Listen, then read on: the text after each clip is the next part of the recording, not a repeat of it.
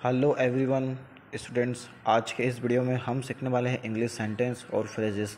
चलिए इसकी शुरुआत करते हैं, समझते हैं। सबसे पहले देखें हेलो। हेलो। आज आज हम school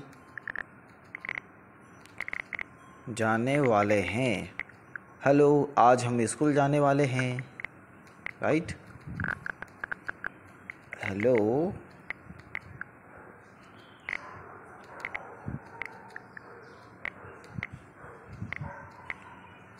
we are going to यहाँ पे गोइंग टू ना लिखते हुए वी आर टू का यूज करेंगे। वी आर टू का मतलब क्या होता है? वाला हूँ, वाली है। तो आज हम स्कूल जाने वाले, we are to go to school. Right. हम स्कूल जाने वाले हैं, इसका अर्थ ये होता है। एक्सिलरी वर्ब के बाद हमें लगाना है प्रीपोजिशंस। ठीक है, गो के बाद भी लगाना है अगर स्कूल की बात हो रही है तो। राइट। तो हम ट्रांसलेट यहाँ से होगा, हम स्कूल जाने वाले हैं। राइट। सेंटेंस नंबर दूसरा,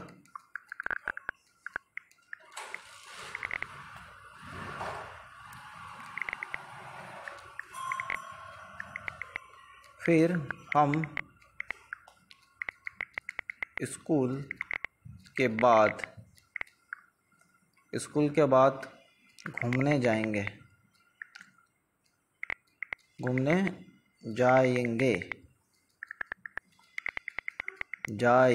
राइट। तो फिर को क्या बोलेंगे हम? देन, है ना, वेरी सिंपल। फिर को हम क्या बोलेंगे? देन। उसके बाद क्या आ गया? हम स्कूल के बाद घूमने जाएंगे। ठीक है। आफ्टर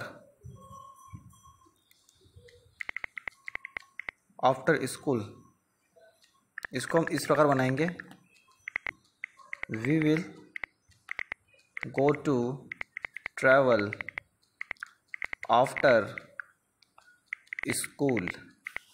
ट्रांसलेट यहाँ से होगा, हम स्कूल के बाद घूमने जाएंगे। राइट। ट्रैवल मीन्स क्या होता है? यात्रा करना या घूमना। ठीक है, वेरी सिंपल। सेंटेंस नंबर तीसरा, यही हमारा ट्रांसलेशन है और यही हमारा फ्रेजेस है। बस आपको इस बात का ध्यान रखना है, जैसा हम बता रहे हैं आपको, बस वैसे इंस्ट्रक्शन आपको फॉलो करते चले जाना है। तो आपकी वोकेबलरी भी मजबूत होगी और आप सेंटेंस बनाना धीरे धीरे सीख जाएंगे इस वीडियो के माध्यम से। राइट। अब अगला सेंटेंस है हमारा, लेकिन हमें ये क्या बोलते हैं, घूमने में मज़ा नहीं आया। देखिए, ट्रैवल्स में क्या होता है? घूमना भी होता है, यात्रा करना भी होता है, ट्रैवल्स। राइट। तो यहाँ पे हम लिखेंगे, अभी हमने क्या लिखा? घूमना। अभी हमने घूमना लिखा हुआ, अब हम लिखेंगे यात्रा। लेकिन हमें यात्रा करने में मज़ा नहीं आया। हमें यात्रा करने में मज़ा नहीं आया। Very simple. चलिए इसको करते हैं ट्रांसलेट। बट तो वी डिडंट, क्या लिखेंगे? डिड नॉट या डिडंट। वी डिड नॉट या वी डिडंट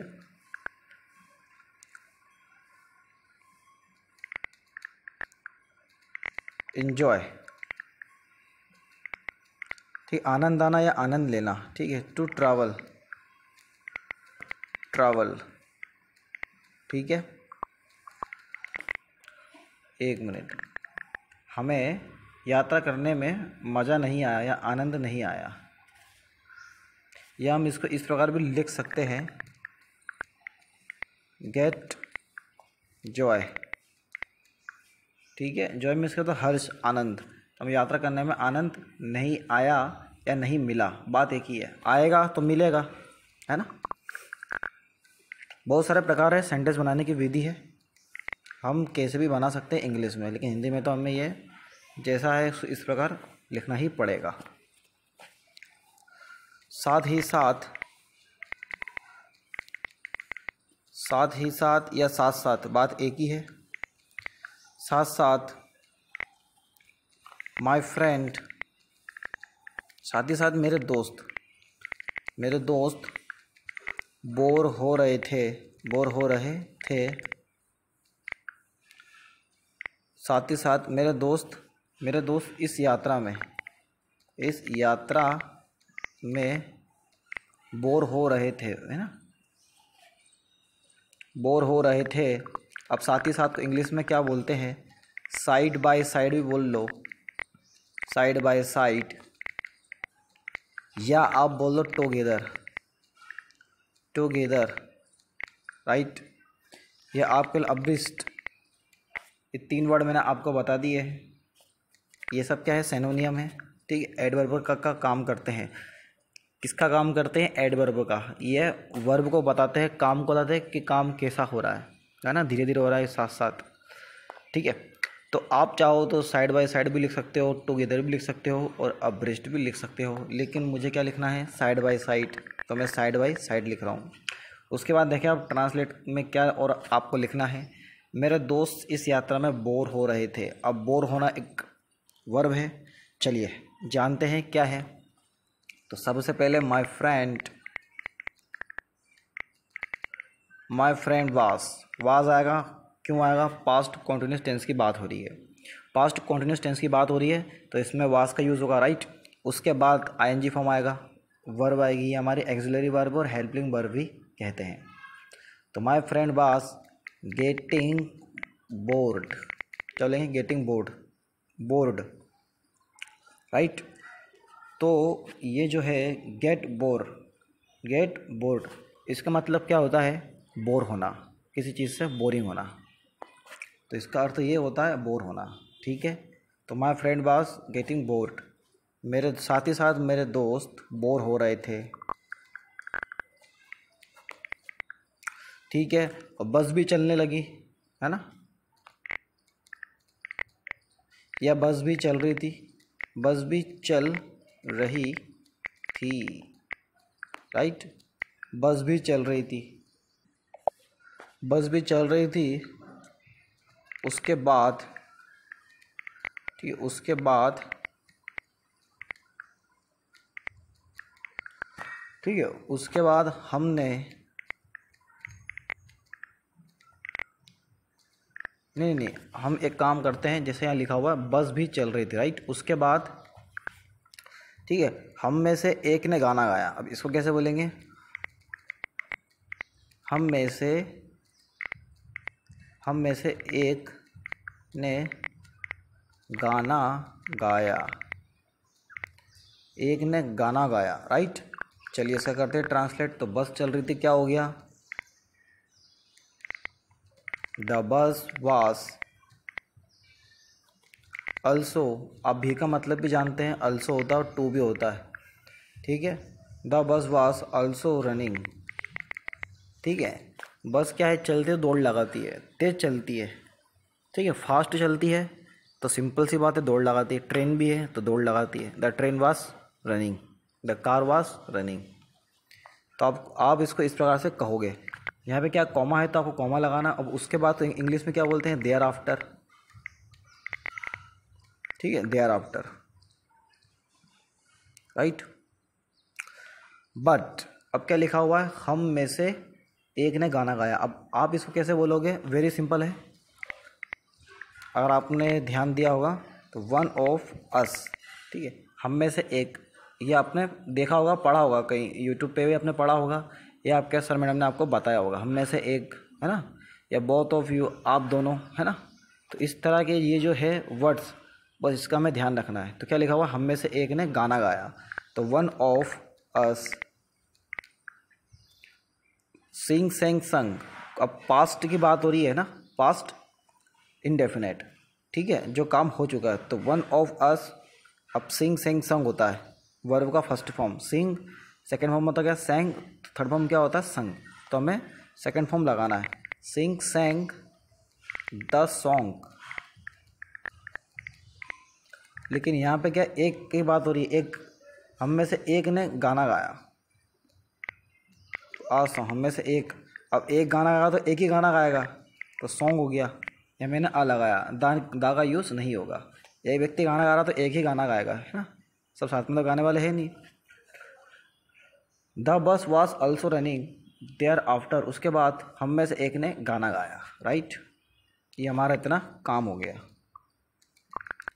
अब एक आखिरी वाला हम ट्रांसलेट कर लेते हैं और अच्छे से इसको समझ लेते हैं, ठीक है।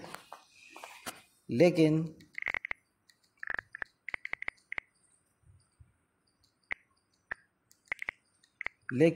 मेरा दोस्त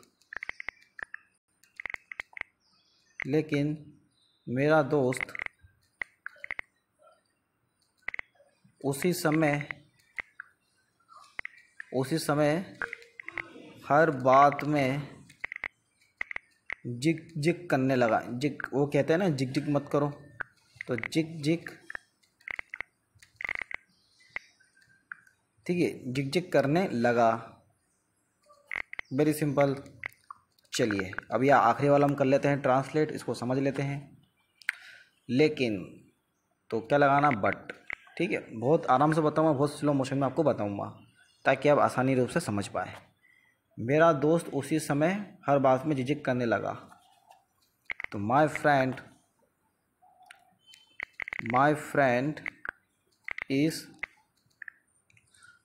फ्रेंड बिगेन, ठीक है, करने लगा, टू